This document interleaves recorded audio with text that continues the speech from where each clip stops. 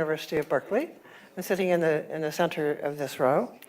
And I don't know how many of you have read it. It's called, in English, it was written first in English, and he has completed the translation, which will be out in March, into Russian, called The House of Government.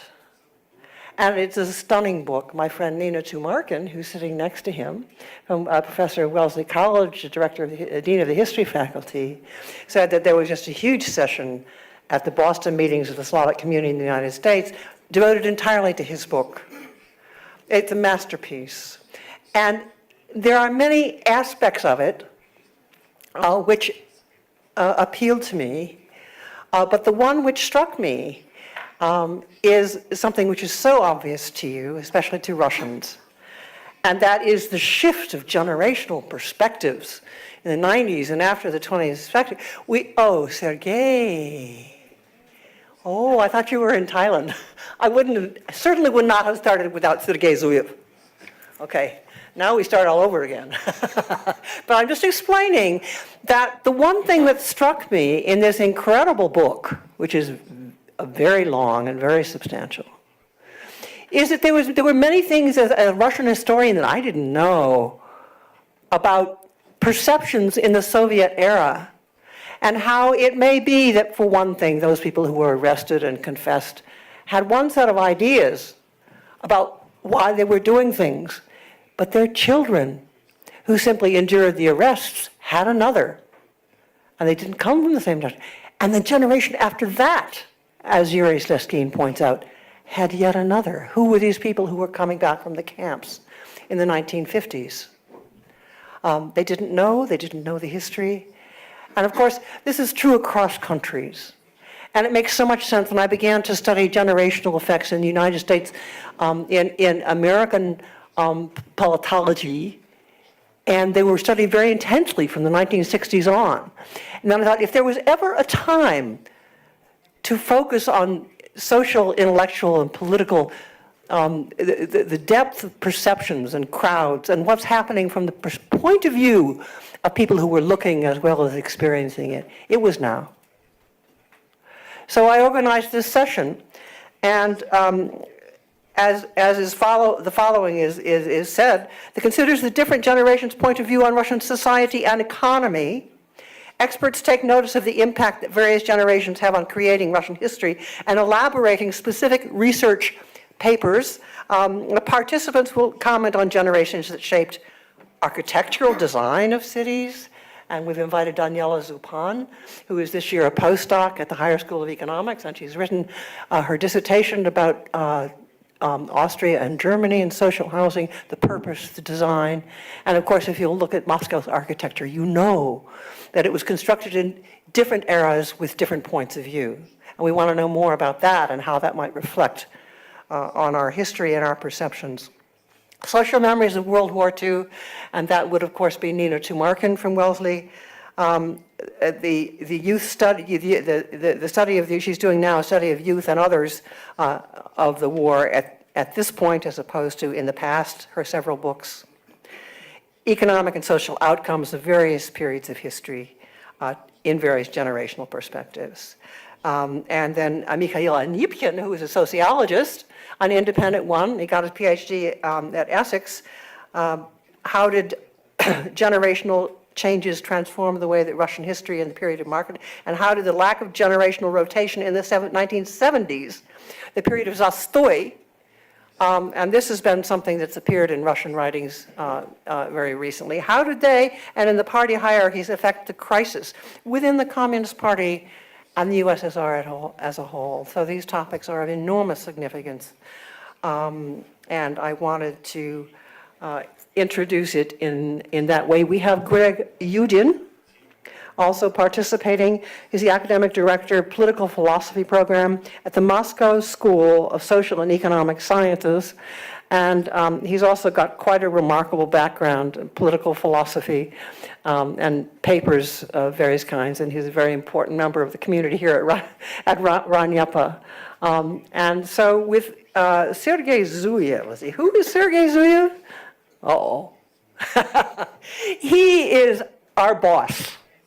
he he is the dean of the Institute of Social Policy, if you call it that, at RANEPA, and he's also the rector of Moscow School of Social and Economic Sciences, and he is an extraordinary person who actually knew Yuri back in the day, as they say, and he has guided the transformations of RANEPA in education. I've watched him perceive how education itself is changing, the purpose, its function, the people.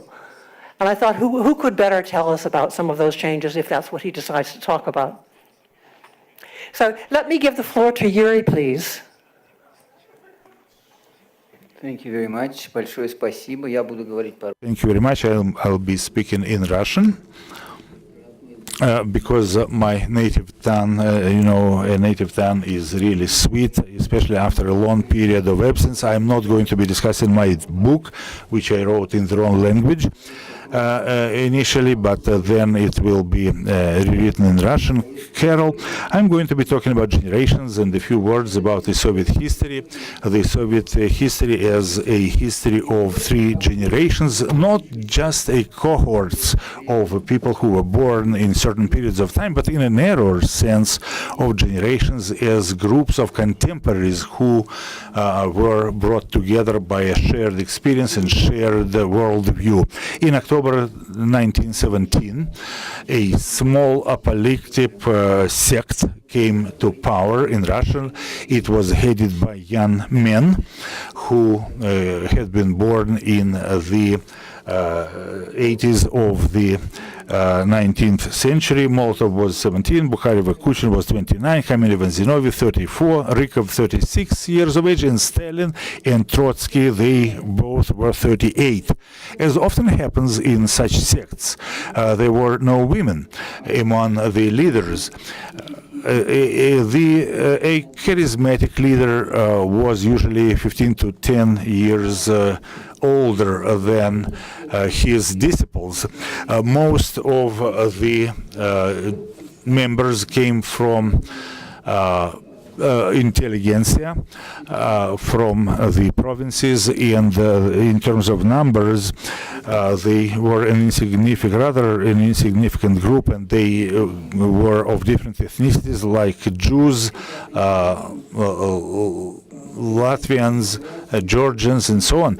So they were communities that were in opposition to the doomed state, which they hated, and in spite of the variety of their origins, Stalin, Trotsky, and Bukharin, and Sverdlov, and Kubyshev, they came from different backgrounds, and the Bolsheviks, in spite of that, were a very, very tightly knit community, not just by their shared beliefs and shared experience in prisons and in exiles and in secret apartments, but in other countries and in immigration, they lived together. They used to live together as communal neighbors.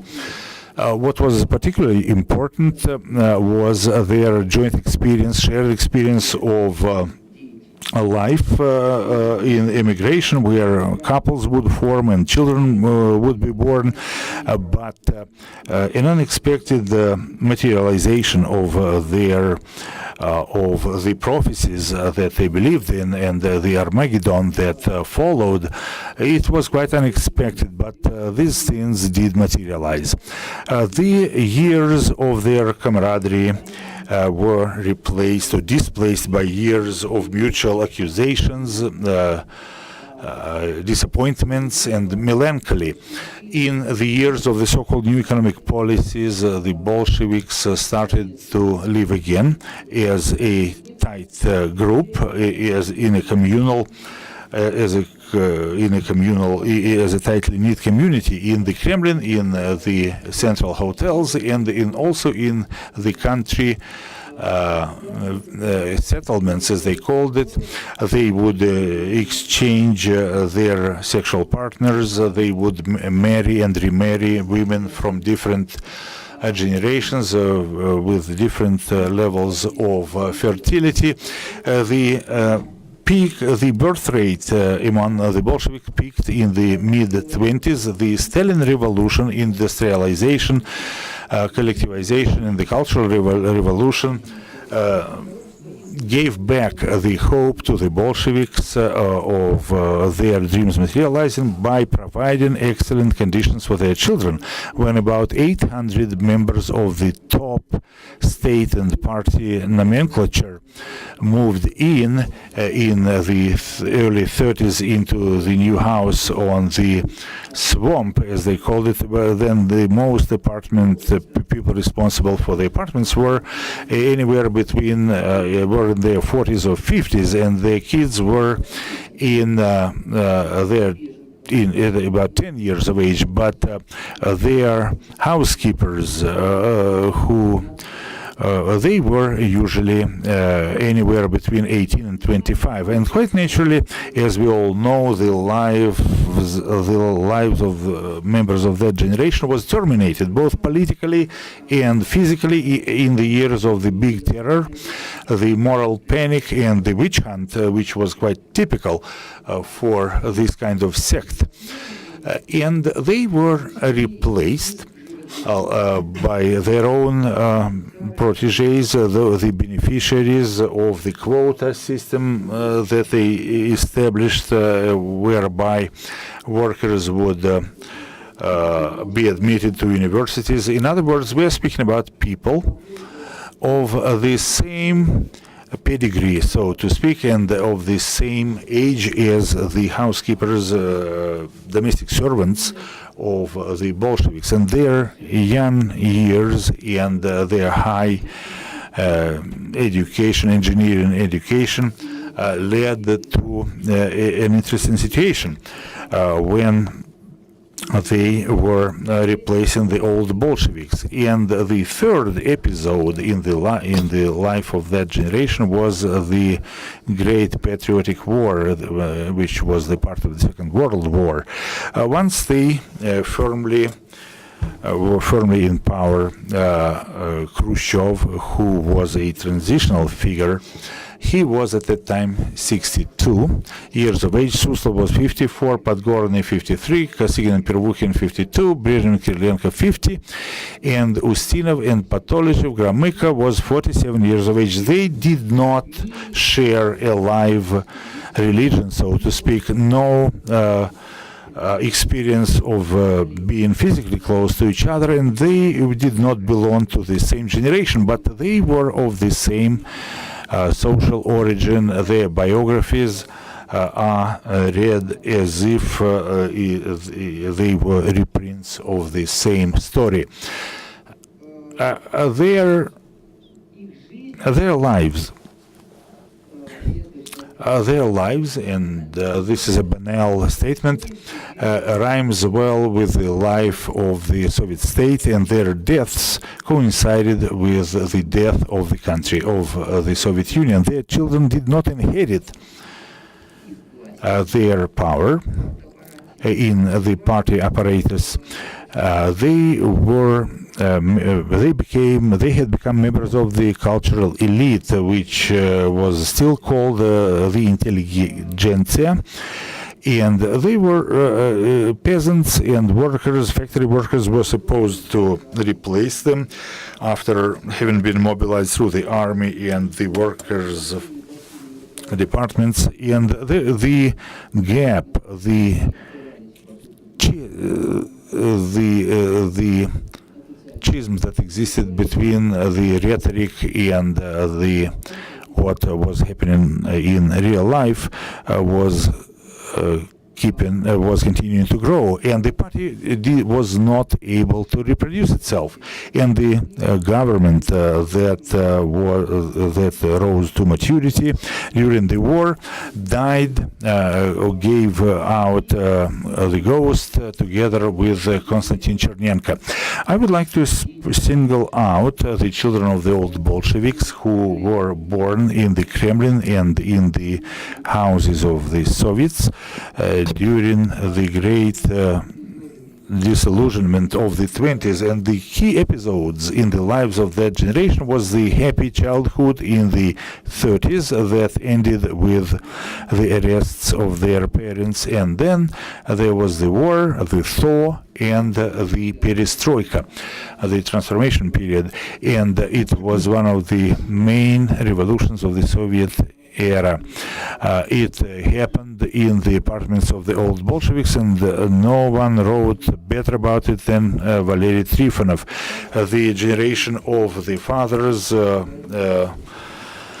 folded down, expecting an apocalypse, and the children were cared about their beloved ones, and their parents would read Marx, Pushkin, and Tolstoy, but children only Pushkin and Tolstoy, and they began as sectarians, and they ended up as victims, and their children ended up as the intelligentsia. In conclusion, the children of the Jewish, Latvian, Lithuanian, and Georgian Bolsheviks became either nationalists of the respective countries, or they became pro-Western liberals, or they became both, relying on the assistance from the Western liberal. The children of the Russian Bolsheviks did not have such a choice, so their choices were much harder. Thank you for your attention.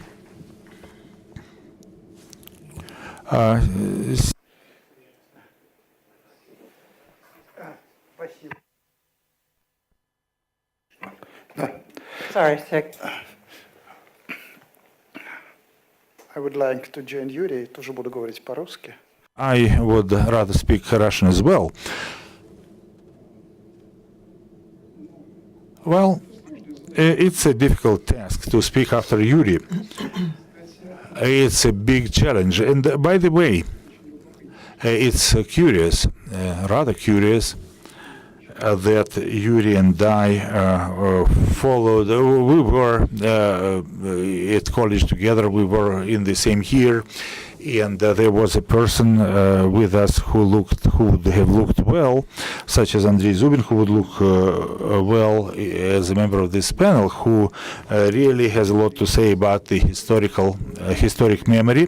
And there are a few other individuals who would be great to address this issue. It's a strange, invisible college, so to speak, which is interesting in itself. In that Department of Philology, we went we were students there from 1973 through 78, and after that, for some reason, there was no such an invisible college. Why it had to happen in the 70s, I am at a loss to say, but Yuri started to answer this question in a way. And we, being engaged in historic studies, we all end up studying biographies, at least topics that are really close to biographical studies. But let me approach this issue from a different at a different angle, as Carol asked, how educational systems were built, were organized, because over the last 20 years I've been involved in designing educational systems. And my historic retrospective is organized through this lens. And let me start with a common statement, with a general statement, which is quite definitive to me. The educational system and culture are always in very complicated relations. For most of the historic time, especially during periods of stability, when we have relative clarity of social goals and objectives, education is part of the overall culture, in the sense that this mechanism, education, broadcasts the norms and paradigms that need to be transferred to the next generation. So this is the topic of our today's discussion. And during the turbulent periods, there emerges a very strange situation when a cultural norm and the system of cultural values it starts being questions. One of my colleagues once asked, what should a German education system have been focused on after May the 9th, 1945? What had to be done to the system of learning? Different varieties, technical, humanitarian. Well, it's fairly clear that those two things go together and they cannot exist without one another. I was working on design of learning systems, and I started working in this area not at the time of strong industrial development or at the time of stagnation, but in 1990s. Back then, it was a big question, what is the main mission and what is the main idea? Clearly, in the university level education, things change at the time of turbulence, and oftentimes they end up focusing on personal development as the main priority. I could bring up some parallels. Jesuits and their learning at the time of great geographic discoveries, they had their school of thought, which was very relevant at the time of uncertainty, at the time when geographic borders were expanding. That was the type and the kind of education that was not based on older norms and standards. This was the learning system which was focused on personal development. And that was the most relevant thing at that time.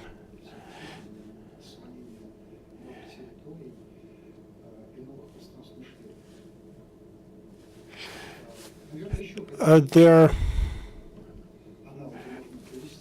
could be other parallels as well. If you look at various myths, classic Greek learning system, it was all about a tutor who would take walks with their students.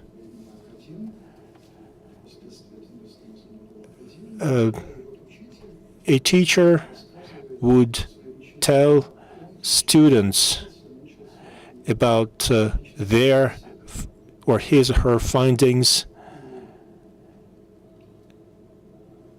searches, and that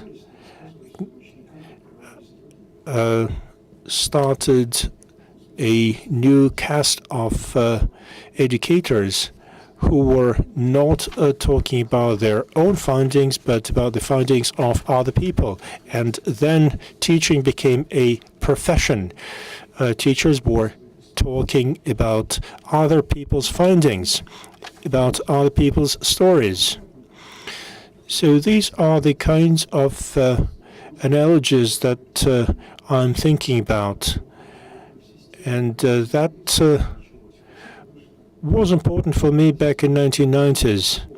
Russia had a lot of different experiences. In 1970s, Mr. Davidov, the Eureka School, and there are many other things that come to my mind.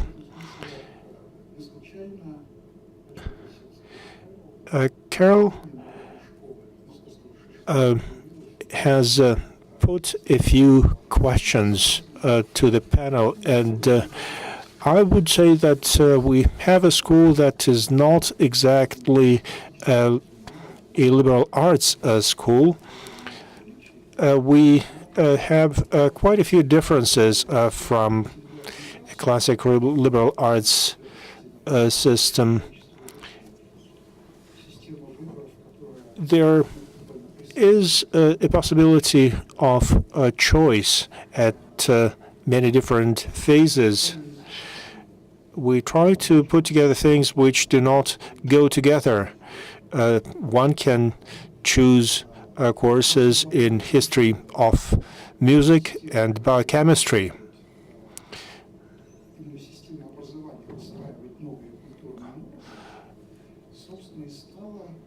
This has given us an idea where we should take our school.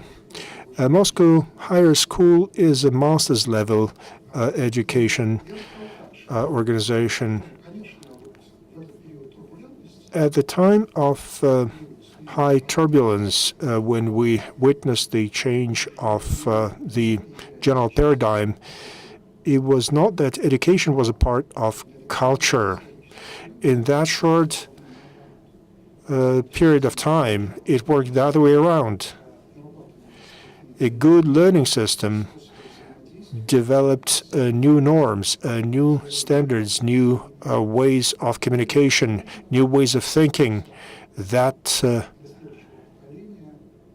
stayed for the future generations and became cultural standards and norms.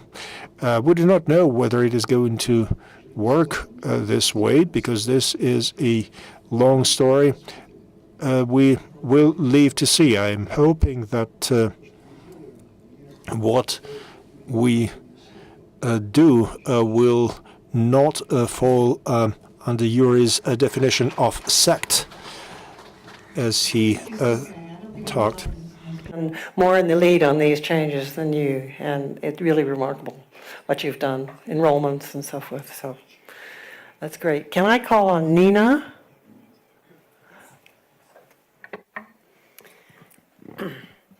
My topic is also on generations, but in a very broad spectrum, generations of memory about the Soviet experience of World War II, and also more particularly about the history of the movement of poiskeviki, of people searching for the still vast numbers of missing war dead that lie unburied and unearthed in the fields and forests and swamps of Russia.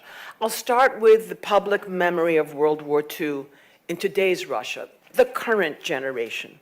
It's very different, well then I'm going to leap back, very different from the Soviet cult of the Great Patriotic War, which evolved beginning in the mid-1960s with the 20th anniversary of the victory in 1965. Yuri Slezkine's opus discusses the early enthusiasm of the Bolshevik movement, the millenarian sect, as he calls it, and in the first decades of the Soviet era, a Soviet-era cult of the revolution and of Lenin became to serve as what I could call the great legitimizing myth underpinning the ideology of the Soviet Union. And this myth was eclipsed specifically, actually, in 1967 by the new cult of the Great Patriotic War in two major symbolic acts.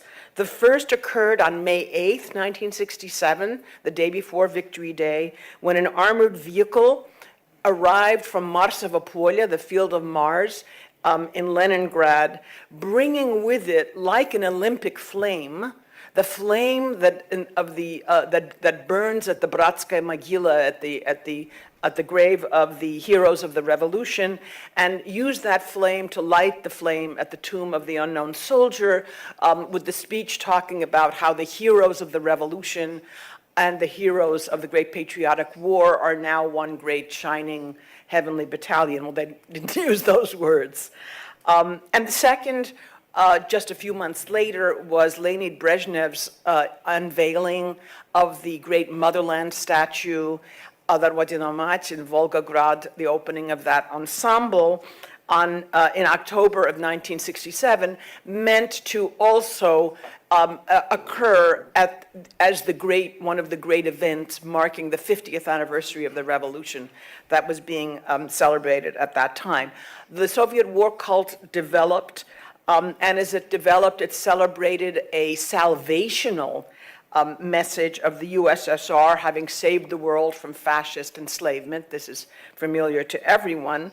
And I particularly began my work on this many years ago, the 40th anniversary in 1985, which was a kind of orgy of self-congratulation, matched only the following year, in 1986, by the 350th anniversary of Harvard University, which I also witnessed.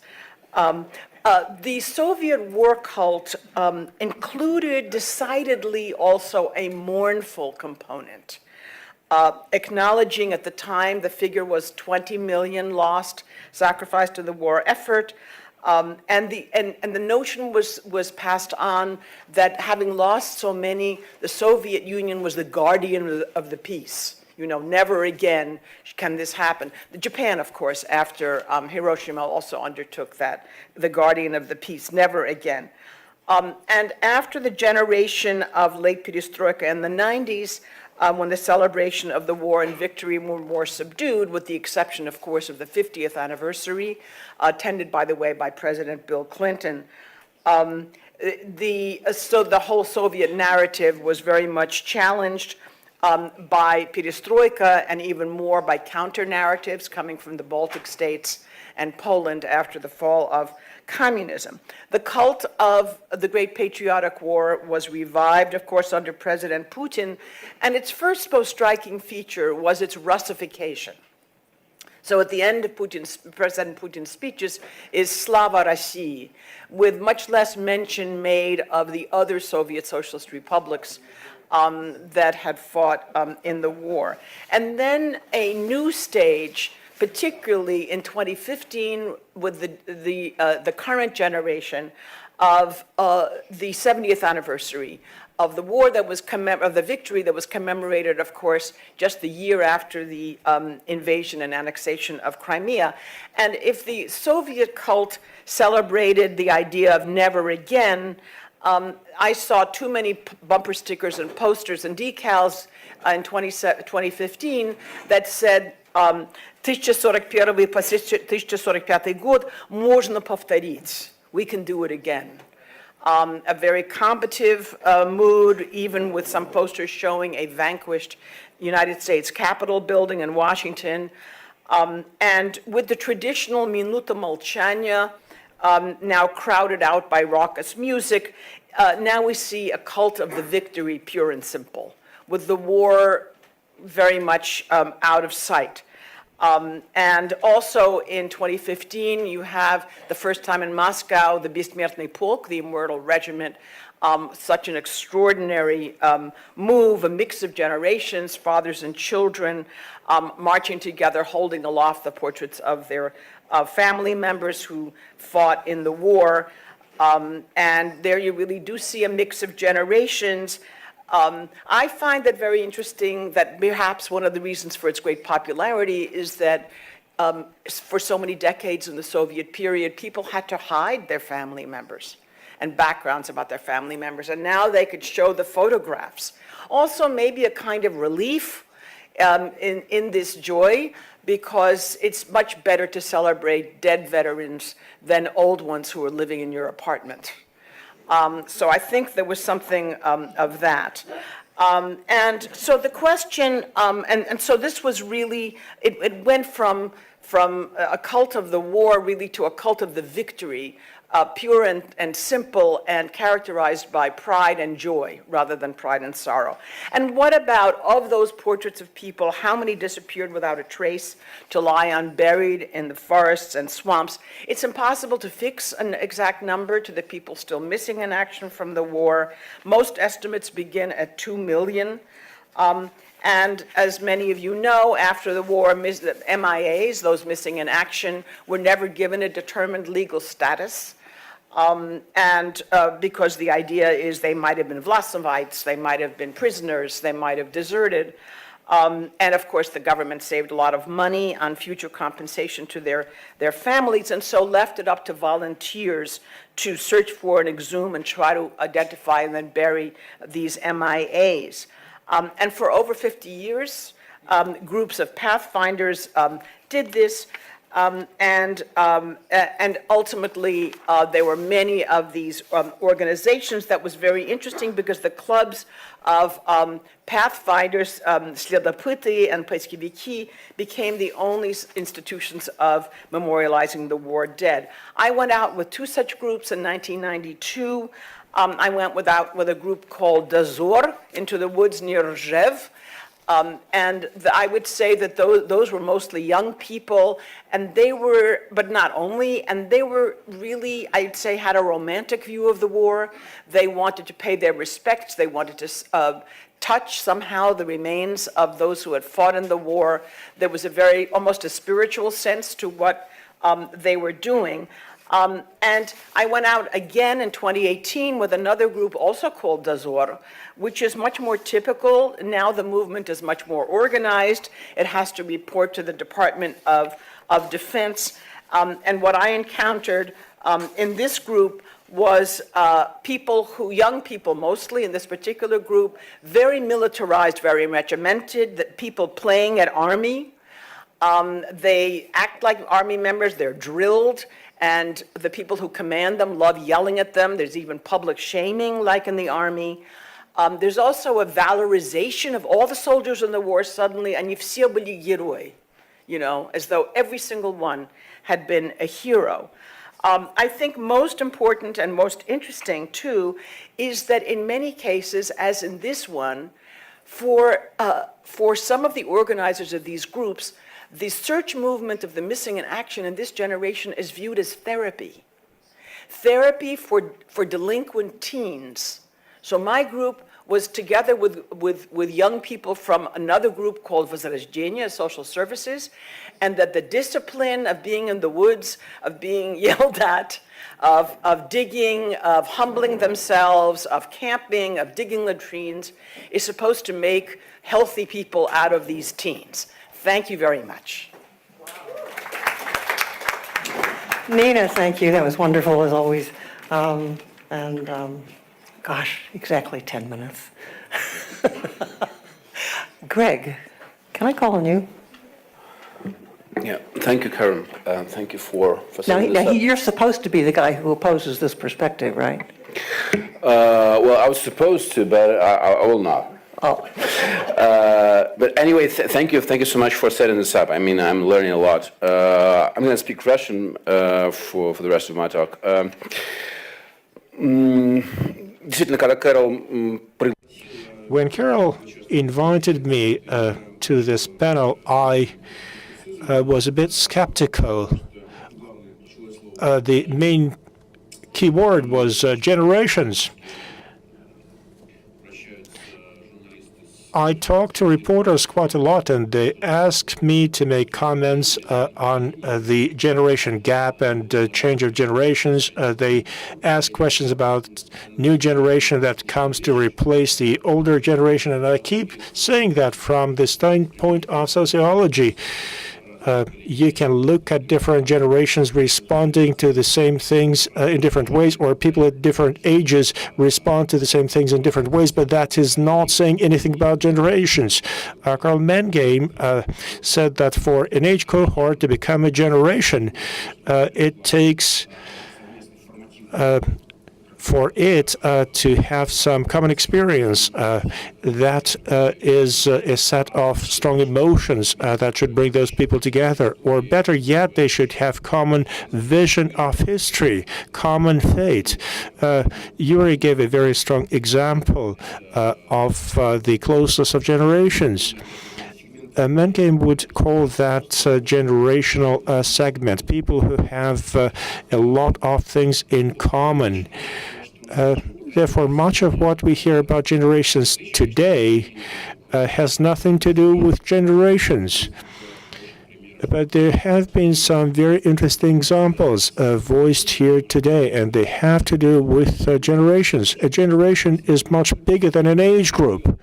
I would like to share a few thoughts, or rather one finding that we made 3 years ago when we did a survey of historic memory. This was a project that was completed and resulted in a report ordered by the Free Historical Society.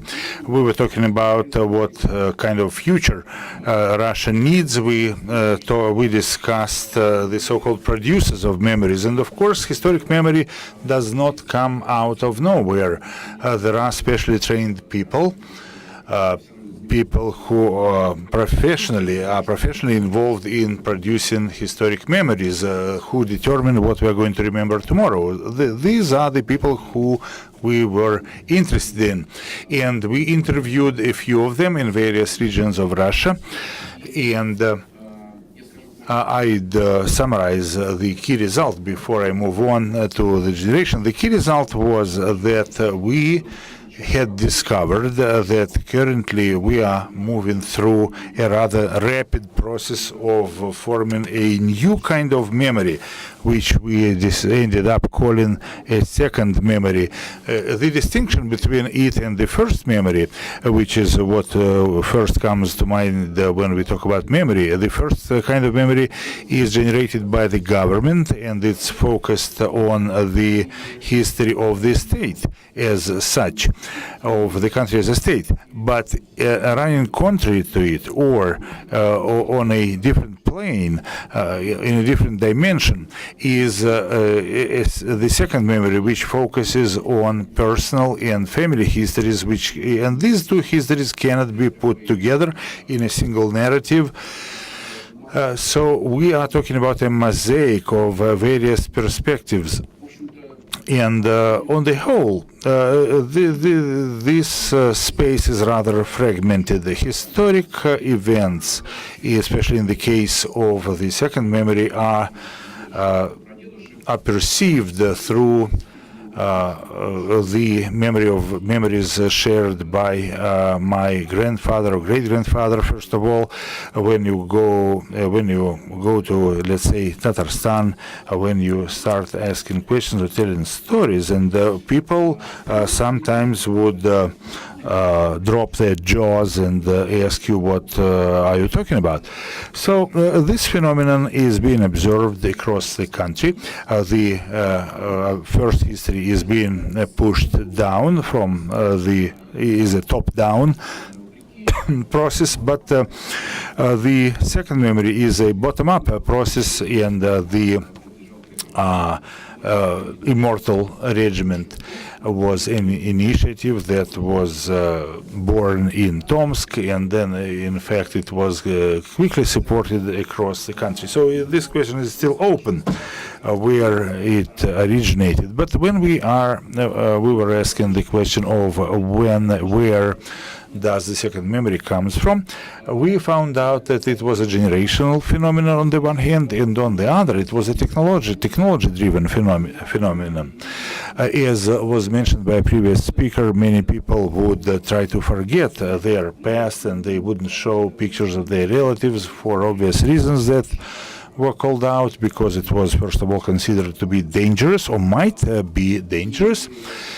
And no one made any effort to rebuild those ties. But at a certain point in time, in the late 80s, professional historians, driven by the reasons of searching for the historic truth, they started working on opening up the archives and disseminating information, making information more accessible. Well, in fact, this is not the whole story. Some of them were really frustrated, but gradually this movement was becoming stronger, and today we are using modern technologies to create the so-called digital history. We are talking about gigantic databases where people can learn things about their ancestors, especially those who fell victim to the war and to the repressions. I mean those people who have long been forgotten in the previous step. But today we are seeing an explosion of interest in family histories.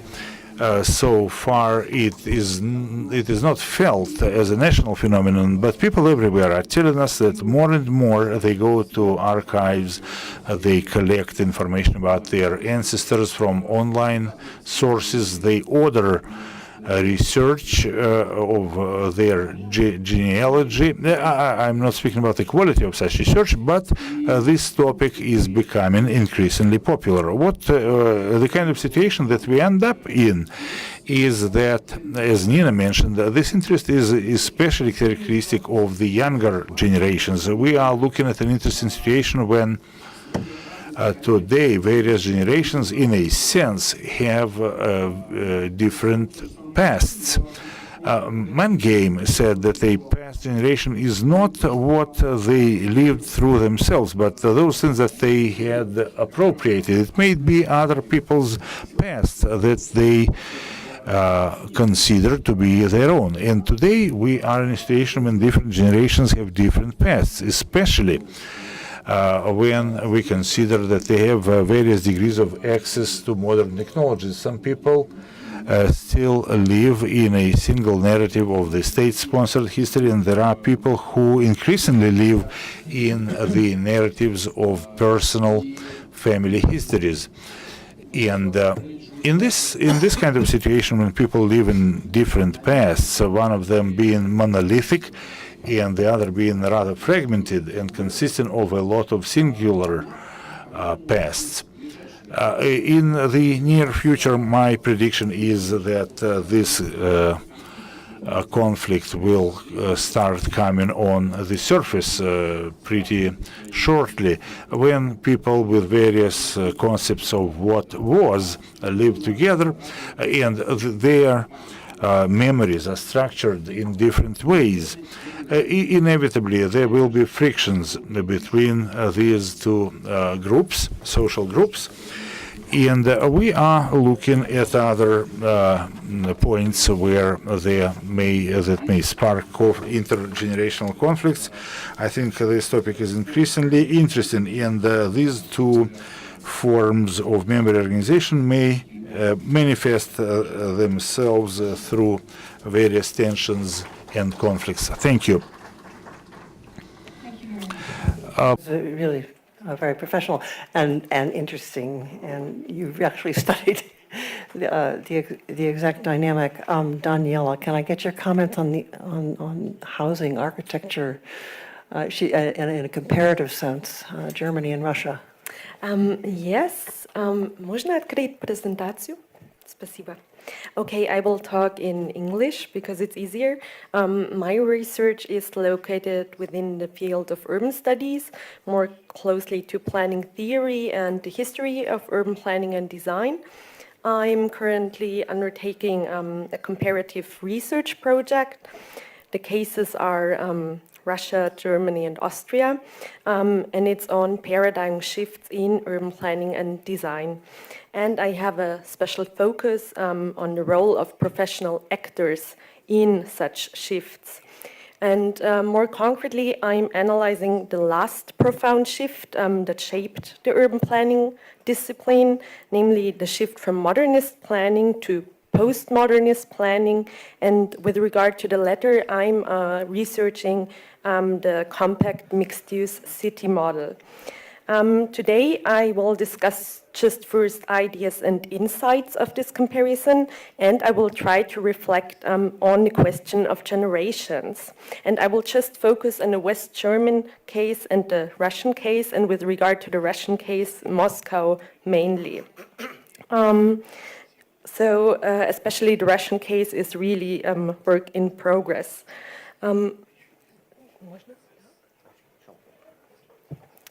Okay, so I'm doing an unusual comparison. It's about very different cases. So, for example, with regard to the time period and stage of the shift. So, in West Germany, the shift from modernism to the compact mixed-use city model took place from the 1960s onwards, and the new model was rather firmly established in the 1990s. Russia, in turn, rather presents an example of ongoing change. So while experts initially assumed that such shift would almost automatically emerge with the system change from socialism to capitalism, reality proved much more complex. Indeed, it was rather only in the last decade that attempts were made to introduce such shift and to introduce ideas of the compact mixed-use city model. But as you may see in the pictures, the efforts have so far been limited, but still I think such a shift is happening, but at the moment you see a coexistence of modernist paradigm and postmodernist forms. I think that, so my interest in general is not so much on the model per se, or on the old and the new model, but how, so on the process, how do such shifts happen, and how can a focus on actors and generations help us explain and understand such shifts? My methodology, it's a qualitative study, comparison between West Germany, Austria, and Russia. I use qualitative discourse analysis of professional journals. I carry out in-depth expert interviews, and I do case studies. With the Russian case, I've just started in September, so I'm now carrying out the discourse analysis. The other stages yet to come. So let's first look on the West German case. Here, the paradigm shift was really strongly linked to a generational change. A new young generation born in the early 1940s and entering planning practice during the 1960s turned against their teachers and tried to develop alternative anti-modernist visions for city development. And on the one hand, this young generation enabled this shift because they enabled different and novel ways of thinking and of negotiating, of re-evaluating the urban heritage of the past, the present, and how to invent the future. So, because just they grew up under different conditions. So, for example, the war had a big imprint on their teachers. So they rejected, for example, closed streetscapes, or they were against symmetrical and representative boulevards because of the Nazi past. For the new generation, this was different. They were already they had a different perspective on that. Also, with regard to the re-evaluation of pre-modernist city structures, which became very important to achieve this shift in West Germany, this re-evaluation was enabled by a young generation, and the old generation was not really capable to develop such a new view on this past, because they were the introducers of modernist city planning. So they were those who established this paradigm against the pre-modernist city structures. So this new perspective was very important. But on the other hand, which I found very important, is that these young actors, they perceived and they portrayed themselves as a generation. So this shift was indeed displayed as a battle between the old and the new generation. So it was they formed as a generation. You see it in this quote. One urban planner and designer told me, well, my lifelong mission was to accomplish a revision of modernism, to correct mistakes, to fix the errors that the previous generation has made. And so perceiving themselves as this new avant-garde, this critique quickly embraced the whole profession, and the new model was stepwise on piecemeal basis developed, but with rather broad scale. So soon it was almost really the whole generation taking part in this process. And this was possible, I think, in a context of great stability. So if you look at West German urban planning and design, it was a rather continuous line of development, especially in the second half of the 20th century. And so when it came under critique, you all know the writings by Jane Jacobs, but there were also like many German writers taking it up, and there were growing external pressure. But what was important is that this young generation fought in different ways to achieve this shift. And what they did is to destabilize the current paradigm. So they created uncertainty, they undermined current routines, norms, and practices. And what they achieved through this broad formation is a relatively sharp break. In Russia, the shift is still in the making. It's not clear what will happen. So at the moment, all the new paradigm coexist, while the first one is still stronger. What I found so far is that in Moscow, a generation born in the 1940s took rather powerful positions in the field of urban planning and design during the 90s. But they experienced like most of their professional life in Soviet era, and they stood up for improvements, but their improvements most often stayed within the modernist paradigm.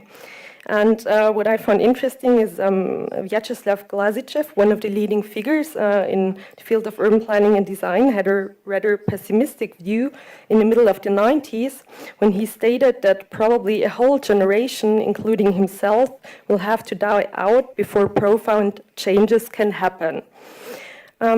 In the discourse, a new generation was discussed in the 1990s. The new generation was meant to be born in the 1960s.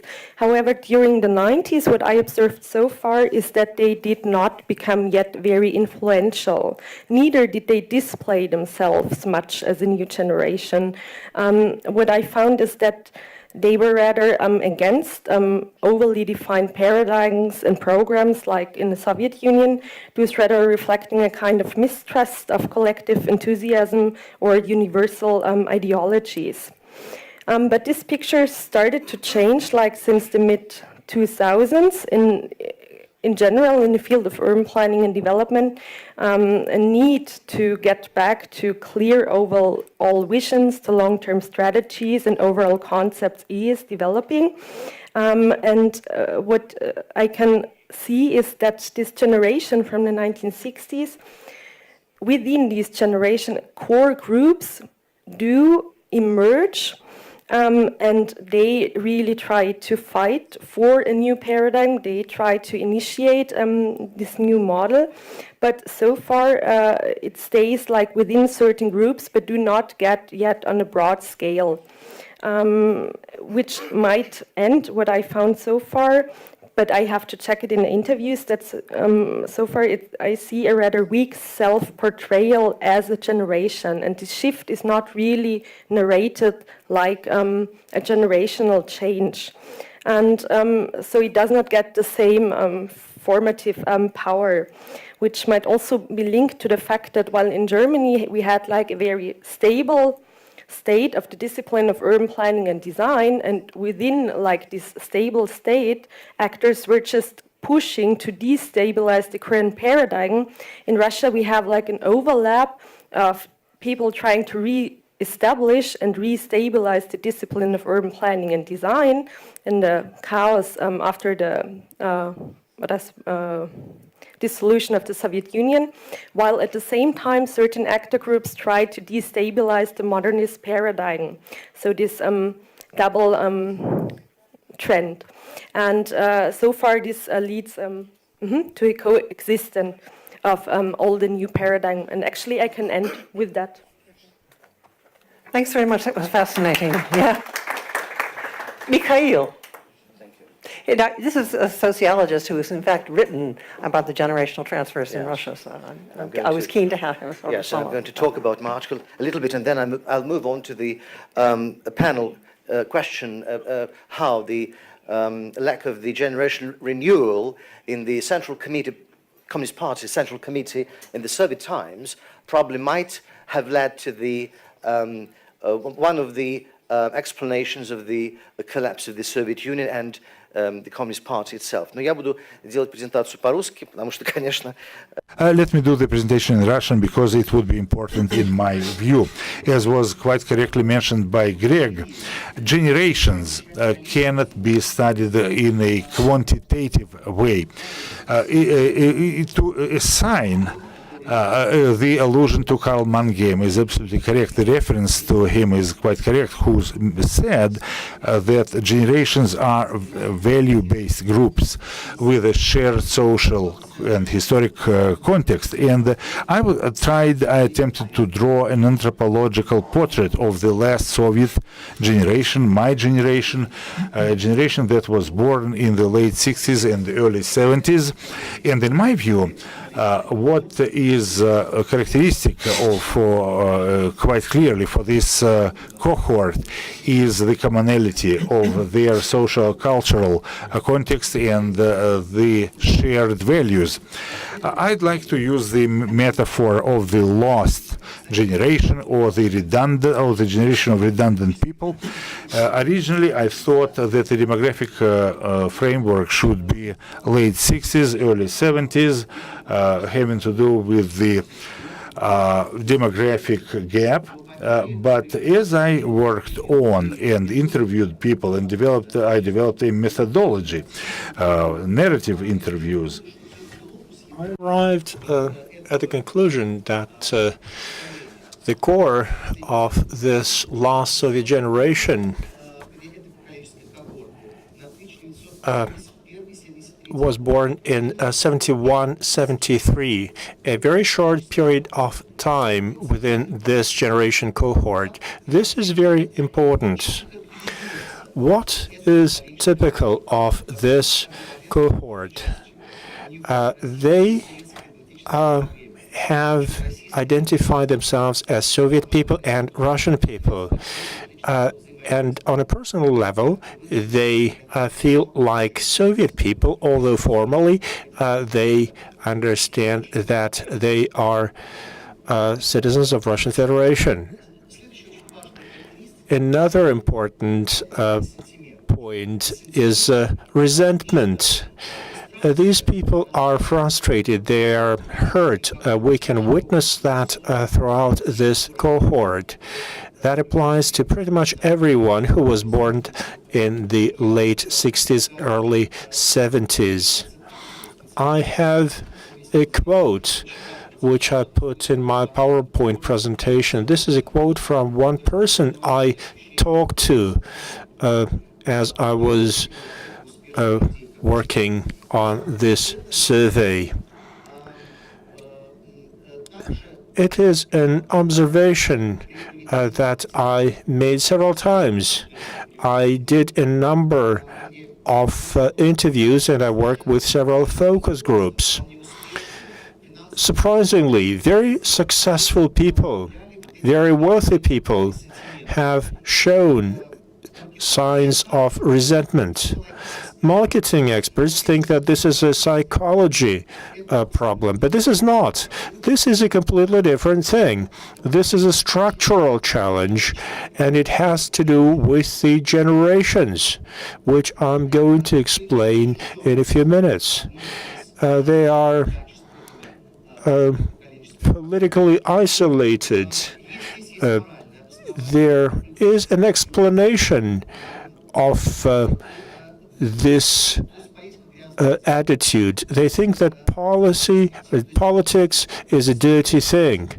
It's a pointless thing. Another interesting point which I saw was that these people fear the situation of 1991, when the Communist Party was disbanded and all the political organizations collapsed immediately, and they were the organizations that their parents used to work for many decades. This is a generation that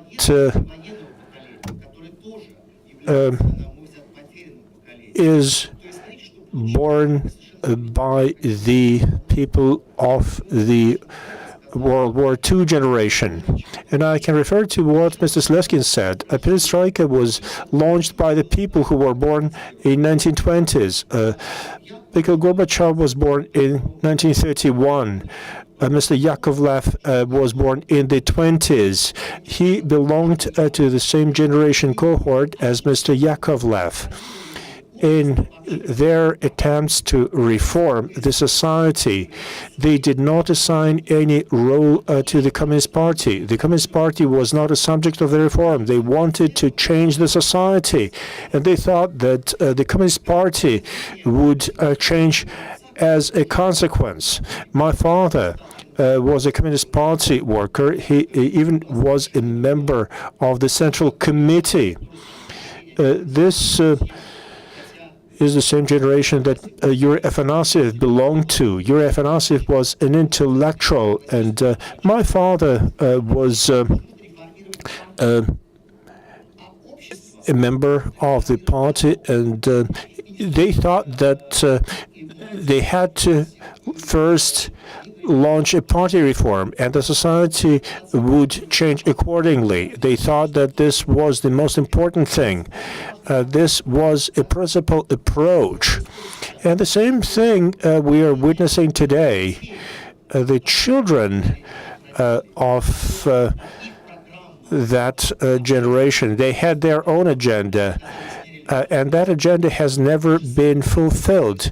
We see that the same is happening to the last Soviet generation. Their agenda has never been fulfilled. It is very important for a generation to do what they I think is the most important. We are looking at two lost generations. The generation of my parents. My father was 51 when he was thrown out of the ruling elite. He was a member of the Central Committee. He could become a deputy to the General Secretary. There were many people like him. A very important point. This generation had a completely different view. The party workers had a different idea of reforming the Communist Party. It was different from the ideas of Mr. Gorbachev and Mr. Yakovlev. We are witnessing the same phenomenon with the generation of their children. People feel resentment. We see that this is a very good description of this generational situation.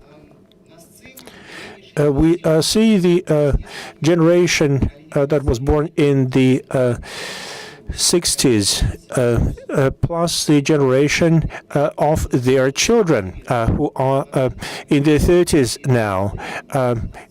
They are waiting for their time. The last generation of the Soviet period is no longer interested in the play that is performed on the stage. They were supposed to direct their own play, but they never found any sufficient roles. The generation who is 40 plus today is split into two groups. One part is put in the stalls, and they are looking at the play, and the other group is sitting in the buffet. The parents have nothing to do with that. They would still like to be on the stage if they have a chance. This is an open-ended question. I think it's important to entertain this thought. I've been thinking about it for a long time. I've been starting this since 2009. There may be different explanations why the Soviet Union collapsed, why the whole system collapsed. We know the Gaidar concept. and explanation, we know that he thought that the economic system has been fully exhausted. We know of alternative explanations. One of them says that the Soviet Union disappeared because the whole idea that it was based on disappeared. Some people think that the arms race and the Cold War played their role, and sending troops to Afghanistan played a role. It may be true. As a sociologist scholar, I invite you to look at a different thing. We did not have a generation change when it was due. The generations in the leaders of the Communist Party did not change. The new generation of party workers came to power very late in 1990s at the 28th Party Congress. Look at this diagram. I have borrowed it from Ivan Maudsley. This shows you the change of the age groups in the Communist Party Central Committee.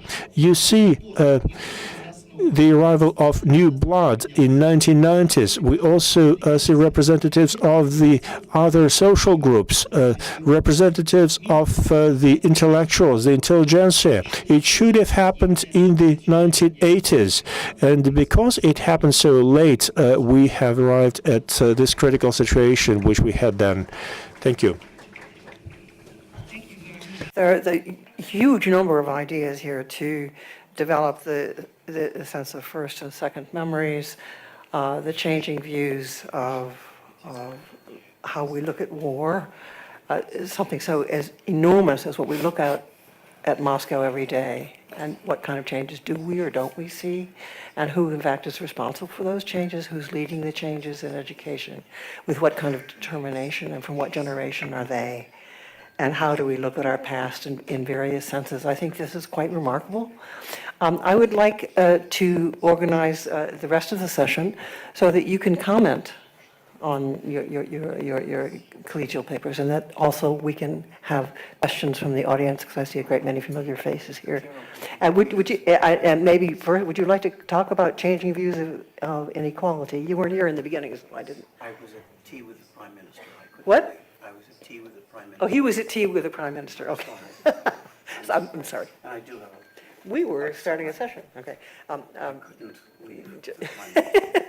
I wasn't sure whether he was coming, but Thomas Remington's paper got sort of on inequality, but he would like to present some generational perspectives on inequality. I'm sorry, I somehow was added to this panel late, and my topic is different. If you're interested in the paper, I'll be glad to send it to you. I just wanted to summarize what it is. It does have a historical perspective. I start with an eternal present, I'll move to a past, and then I'll go to a future, and I'll just summarize what's in the paper. You may remember that last June, there was a Primaya Linia, the open line that President Putin holds regularly every year.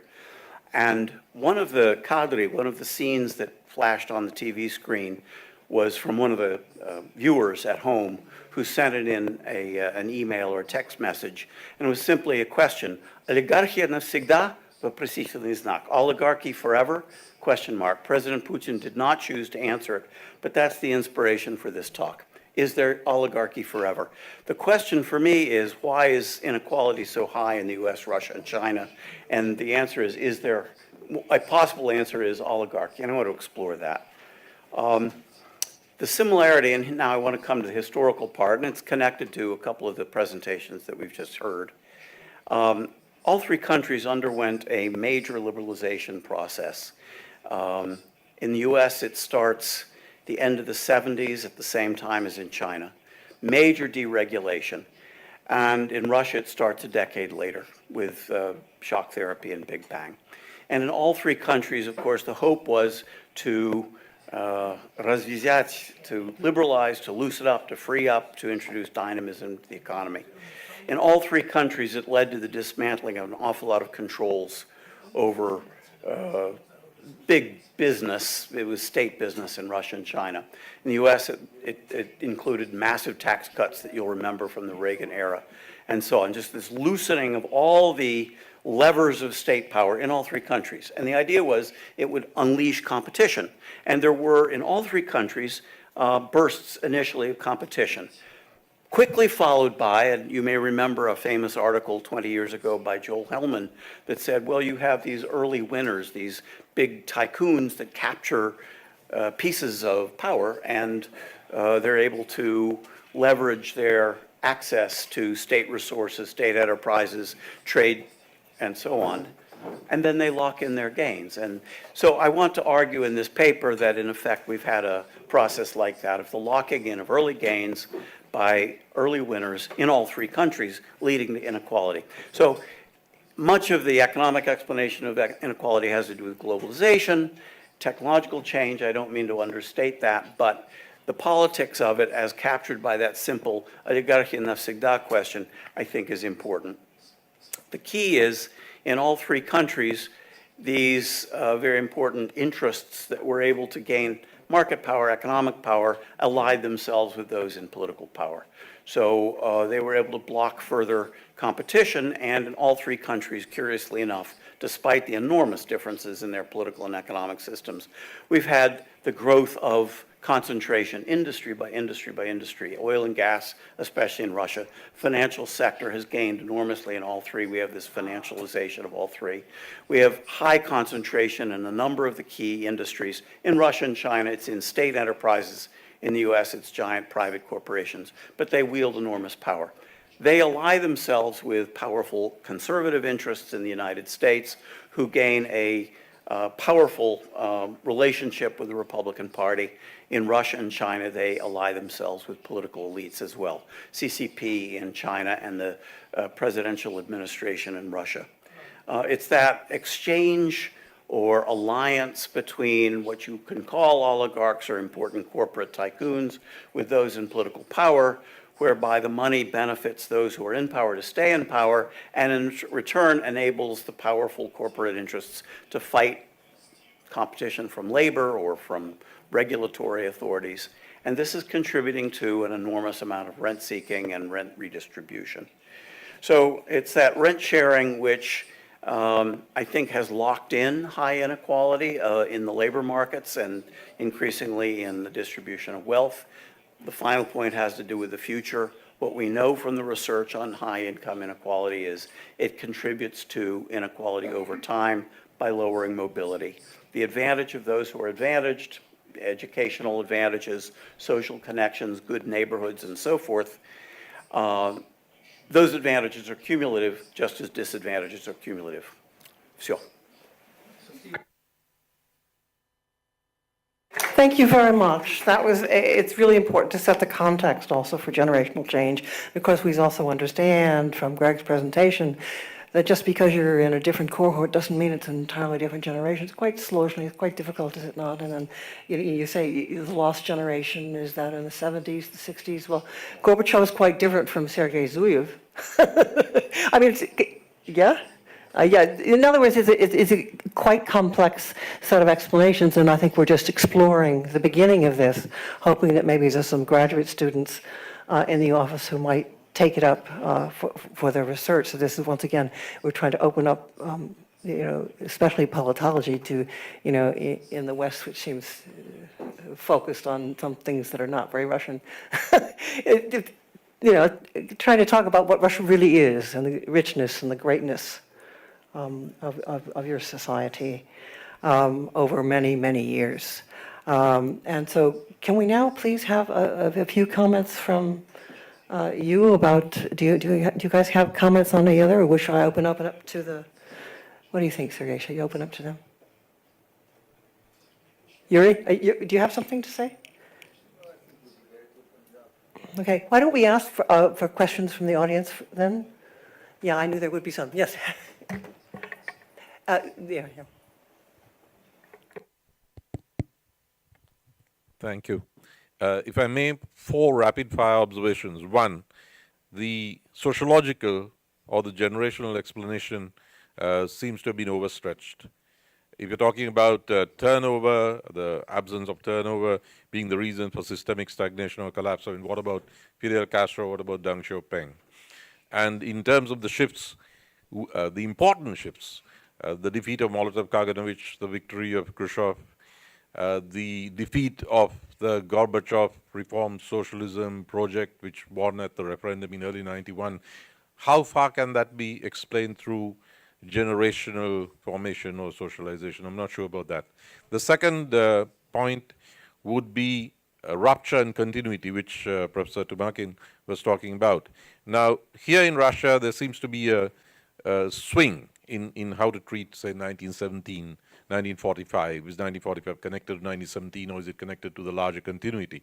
But if you take two other societies, France and China, they've managed to be quite comfortable, however distant they are from their ruptural roots, to be quite comfortable with Bastille Day as part of their general consciousness and soft power, just as the Chinese have been able to reconcile Mao and a very non-Maoist present.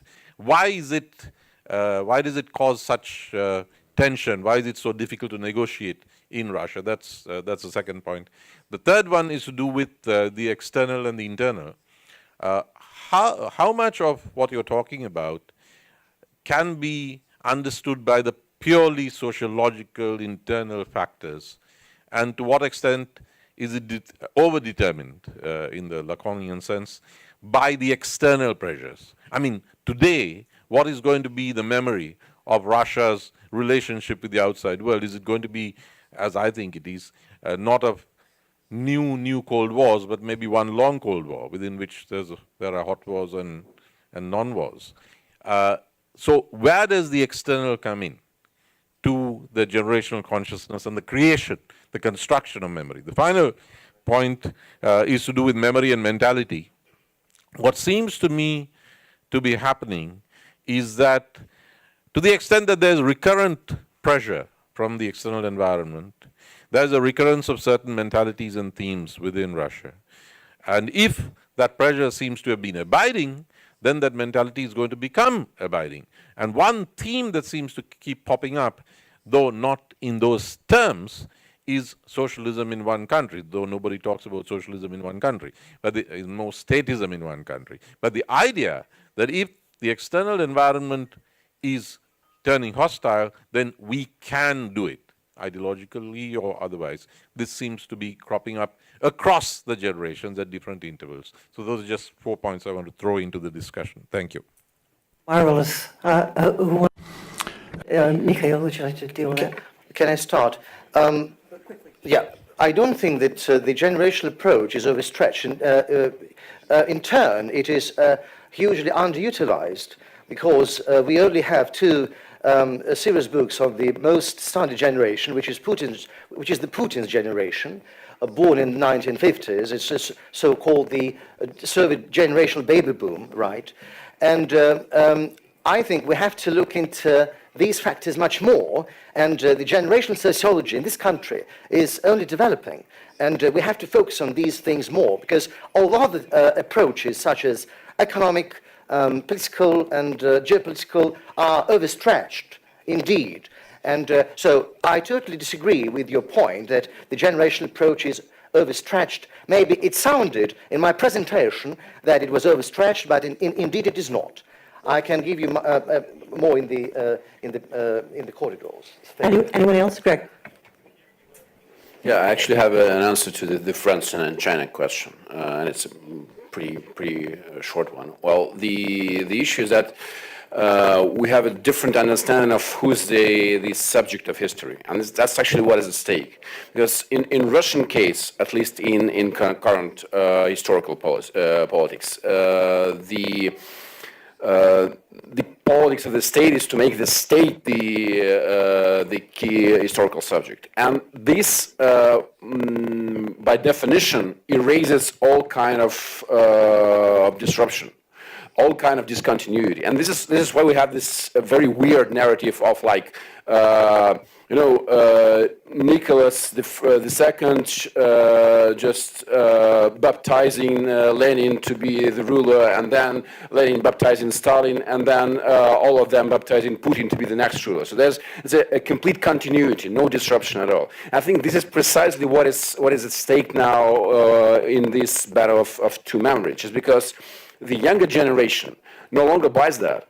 And the question is, well, okay, the state is the subject, but then where am I in this master narrative? And this absence of me is what drives these people to look for those multiple fragmented histories. Thank you very much. Sergey? У меня очень короткое замечание. Have a very brief remark or comment.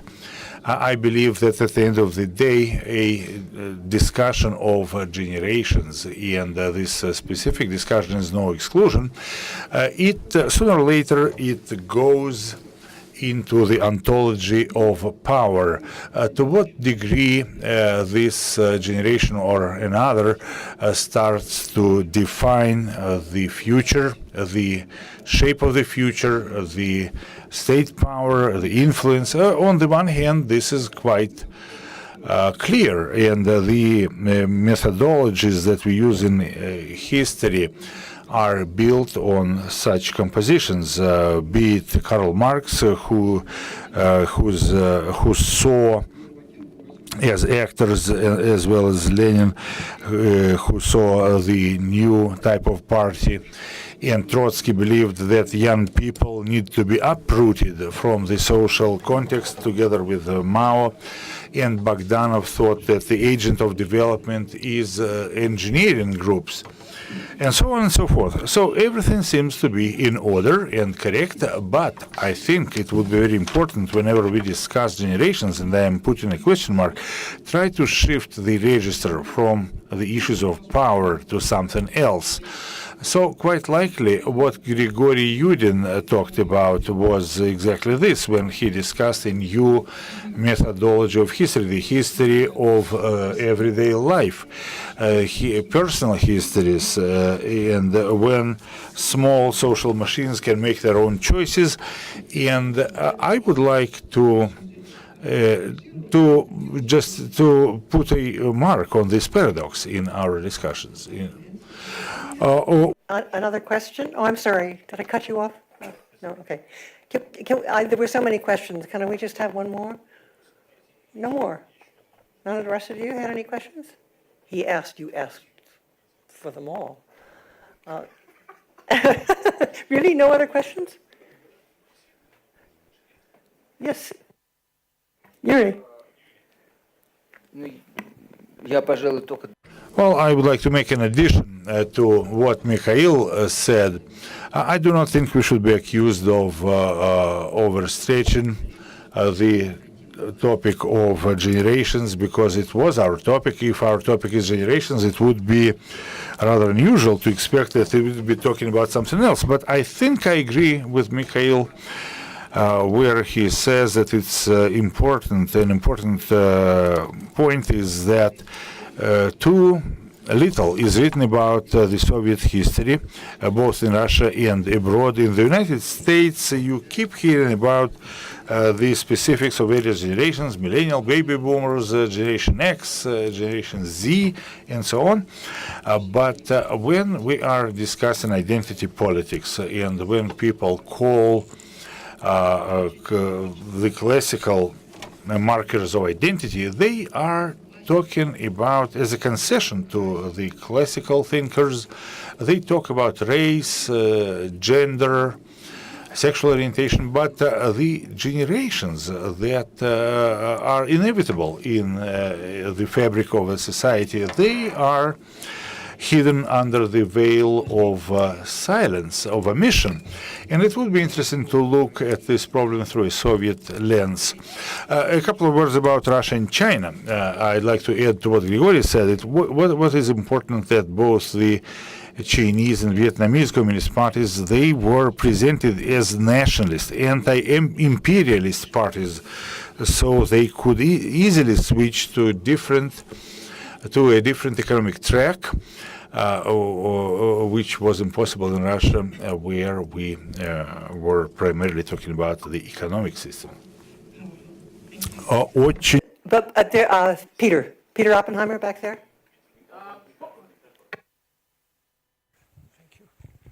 Полусерьезный вопрос, slightly frivolous. Which generation was it in Soviet Russia, in the region of Yekaterinburg, which undertook the research to locate and then to exhume the bodies of the royal family?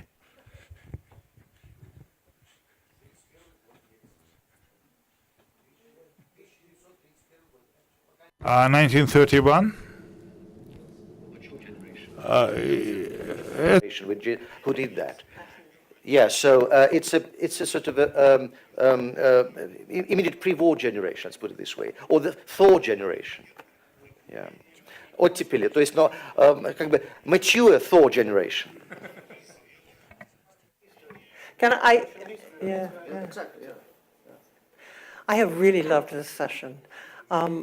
Thank you to all the pioneers here who are willing to do this, regardless of the fact that it's sort of, a little open-ended. And I hope to read all of your works in journals in the next generation. And thank you so much for coming.